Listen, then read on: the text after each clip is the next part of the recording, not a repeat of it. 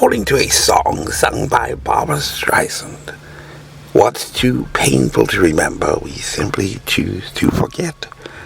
And it's the laughter we shall remember whenever we remember the way we were. A beautiful song, most associated with a favorite romantic film. But, according to George Santayana, in The Life of Reason, published in 1905, those who cannot remember the past are condemned to repeat it. And that quote is often associated most with the American great ideas. According to Edward C. Holmes, a British evolutionary biologist and neurologist, as well as a National Health and Medical Research Council Australia Fellow and professor at the University of Sydney, and his colleague Christian Andersen, a Danish evolutionary biologist and professor in the Department of Immunology and Microbiology at the Scripps Research Institute. Failure to comprehensively investigate the zoonotic origin through collaborative and carefully coordinated studies would leave the entire world vulnerable to future pandemics arising from the same human activities that have repeatedly put us on a collision course with novel viruses. Many hold these truths to be self-evident, but what if they too had lied? At the beginning of the 1995 film Outbreak, there is another quotation often repeated but never stated with any contextual reference, but which appears to be a line from correspondence, possibly lifted from context. The single biggest threat to man's continued dominance on the planet is the virus, according to an often quoted statement from Dr. Joshua Lederberg, an American molecular biologist known for his work in microbial genetics, artificial intelligence, and the United States Space Program, and the youngest person at only the age of 33 in 1958 to have ever received the Nobel Prize in Physiology or Medicine for discovering that bacteria can mate and exchange genes. Many hold these truths to be self-evident, but what if they had lied? In December 2019, in China, the nightmarish prophecy at least appeared from all press reports and accounts to have been realized. And on the first anniversary of the WHO's pandemic declaration, President Joe Biden had declared that we were hit with a virus that was met with silence, that led to more deaths, more infections, more stress, and more loneliness.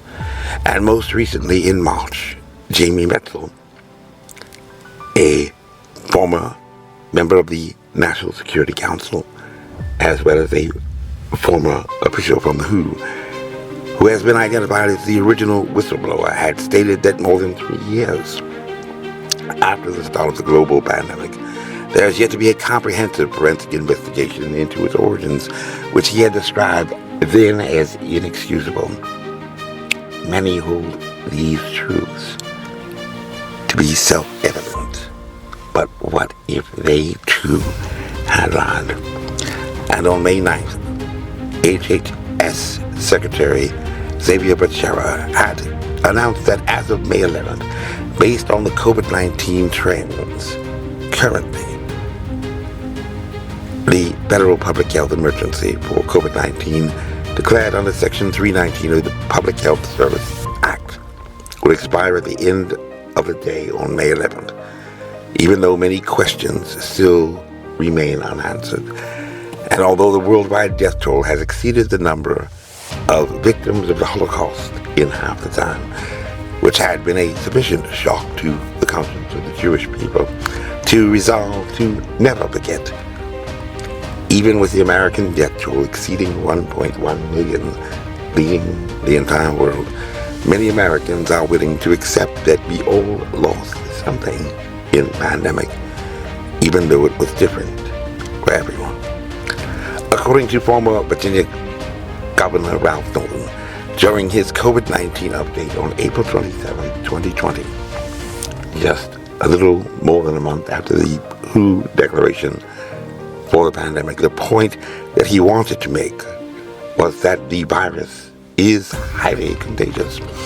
And Dr. Northam, who has now returned to his medical practice in Norfolk at the Children's Hospital for the King's Daughters as a neurologist with special qualifications in child pediatric neurology, had been distinguished as the nation's only physician to have served as a state governor during the pandemic.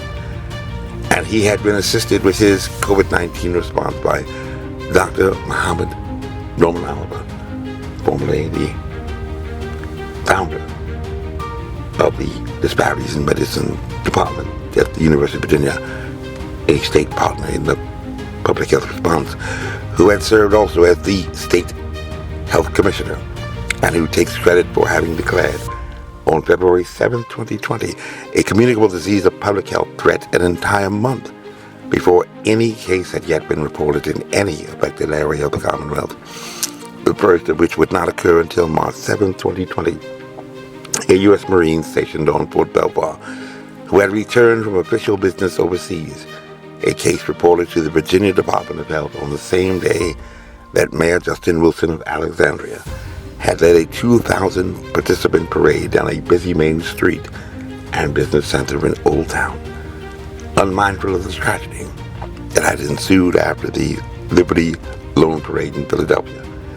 Deaths in the thousands during the Spanish flu pandemic of 1918.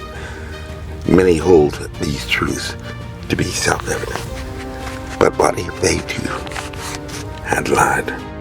According to President Biden, finding the light in the darkness is a very American thing to do. In fact, it may be the most American thing we do, he had said. And yet, if indeed, as Doctors Anderson and Holmes had said in September 2021, we may accept that failure to collaboratively and comprehensively investigate the zoonotic origin through carefully coordinated studies would leave the world vulnerable to future pandemics arising from the very same human activities that have repeatedly put us on a collision course with novel viruses. This would truly be most inexcusable, but it is an empirical and verifiable fact that the failure to have found that zoonotic source has yet to date to reproduce the results that had resulted in the pandemic, spawning cases of spreading infections among the population in China, or spawning additional strings to track for COVID-19 from China. And reproducibility and replicability are the very hallmarks of science. Despite the quote that is often attributed to Dr. Lederberg, that the single biggest threat to man's continued dominance on the planet is the virus, it is an empirical and verifiable fact that virus particles are the most abundant biological particles in the world. And before a novel coronavirus that has found a case fatality rate among gay men in America as high as 9%, exceeding even the fatality rate in the Sudan, and that has found approximately 26% of the total infections amongst Hispanics, there had only been a total of 219 viruses harmful to mankind from a total of only 23 families, while this is only the 7th human coronavirus that had found a total of 5 suddenly emerged between the years 2003 and 2005, with the emergence of SARS, and all closely associated with a bat coronavirus currently circulating in the vicinity of Yunnan, the location of a military-grade virology laboratory, making the virus the least likely threat to mankind. And despite the assurances of Dr. Northam, repeated even upon his own infection in September 2020, that COVID-19 is a highly contagious disease, two bookend studies.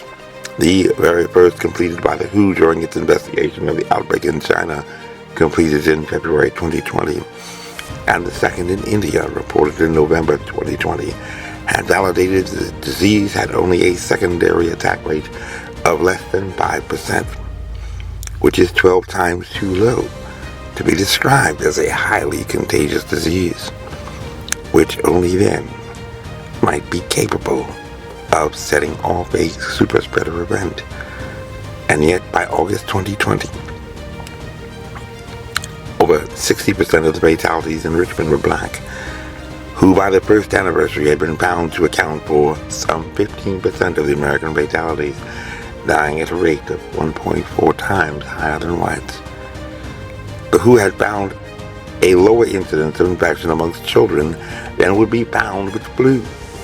And to date, despite the death toll approaching 7 million worldwide, only less than 18,000 below the age of 20 have died, while the elderly, early identified as the greatest fatality risk from this novel virus, account for 90% of the American dead, and it would therefore appear on all evidence that someone had lied, whilst we had been led to believe.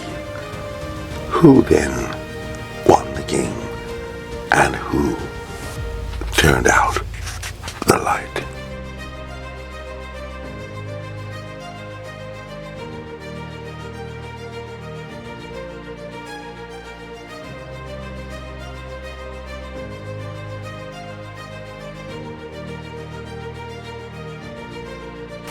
This message was approved by Major Mike Webb. Honest.